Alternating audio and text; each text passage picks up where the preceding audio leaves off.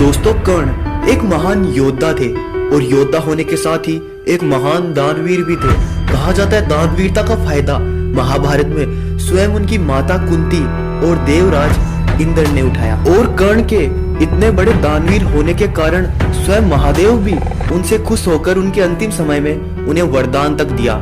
लेकिन बात आती है श्री कृष्ण ने कर्ण को उनके अंतिम समय में क्या दिया, तो आइए जानते हैं। दोस्तों, कर्ण माता कुंती और सूर्य देव का पुत्र था। माता कुंती ने कर्ण को अपने विवाह से पूर्व ही जन्म दिया था और संसार की लाज से बचने के लिए कर्ण को गंगा में बहा दिया। उसके बाद एक अधिरथ नाम के सूत को कर्ण गंगा में बहता हुआ मिला और अब एक सूत पुत्र होने के कारण कर्ण को कई बार अपमान सहना पड़ा। उसे समाज में इज्जत नहीं मिली और द्रौपदी ने भी उसे शादी करने से मना कर दिया, जिसके कारण कर्ण पांडवों से नफरत करने लगा था।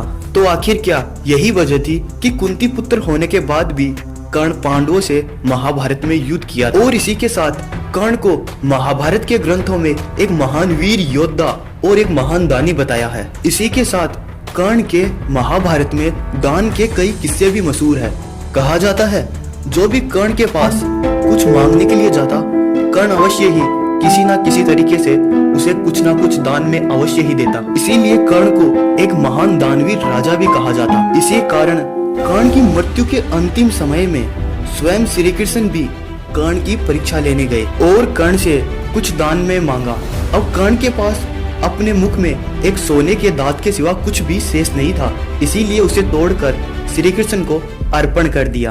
और अब इस दानवीरता से प्रसन्न होकर श्री कृष्ण ने कर्ण को वरदान मांगने को कहा। अब कर्ण ने पहला वरदान मांगा कि अगले जन्म में मेरे जन के लोगों का न्यायपूर्ण कल्याण होना चाहिए। और दूसरे वरदान के स्वरूप में भगवान श्री कृष्ण का जन्म अगले जन्म में अपने राज्य में होना मांगा।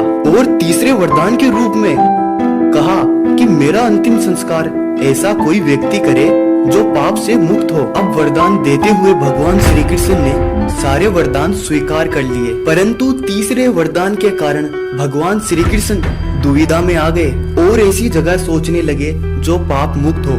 लेकिन भगवान श्री कृष्ण को ऐसा कुछ समझ में नहीं आया। इसी कारण कर्ण का अंतिम संस्कार भगवान श्री कृष्ण ने अपने ही हाथों किया और कर्ण को दिए गए वरदान को पूरा किया। और इस दौरान वह कर्ण के लिए फूट फूट कर रोए भी। लेकिन कर्ण की मौत की एक वजह स्वयं श्री कृष्ण भी थे। कर्ण के पास देवताओं द्वारा दिया गया एक ऐसा अस्त्र था जिसका मुकाबला कोई नहीं कर सकता था। अब यह दिव्य अस्त्र कर्ण ने अर्जुन के लिए बचा के रखा था। जब कठोर गज कौरवों की सेना पर कहर ढा रहा था, तब मजबूरन कर्ण को उस दिव्य अस्त्र का प्रयोग करना पड़ा। इसके बाद श्री कृष्ण ने अर्जुन को बताया कि अब तुम्हें कर्ण से कोई खतरा नहीं है।